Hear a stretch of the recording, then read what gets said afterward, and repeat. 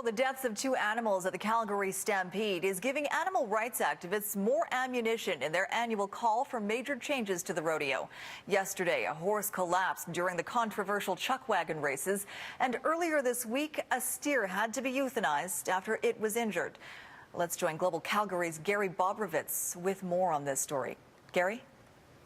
A 7-year-old thoroughbred named Howie died after the fourth heat of the chuck wagon race here at the Calgary Exhibition and Stampede last night. Stampede officials say the horse was not involved in the collision, that it was cooling down after the race and heading back to the barns when it suddenly collapsed and died on the spot. An autopsy is being conducted to determine the exact cause of death, and grief counselors are being offered to the chuck wagon race team. Stampede, okay, rodeo, no. Boycott the rodeo, boycott the rodeo. Animal rights advocates who are protesting this and other animal deaths say the only way to protect the animals is to outright ban both the rodeo and the chuck wagon races.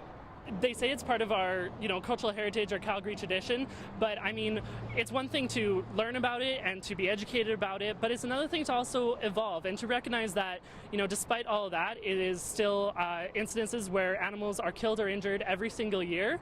And I mean, if you wouldn't do it to something like a dog or a cat, you shouldn't be doing it to a steer or a horse. This isn't the first time that animals have died at the Stampede. Last year, 3 horses were killed also in the chuck wagon races. Rain is out to the nose. And earlier this week, a steer died after its neck was broken during the steer wrestling competition at the rodeo. Sophie? Gary Bobrovitz in Calgary for us tonight. Gary, thank you.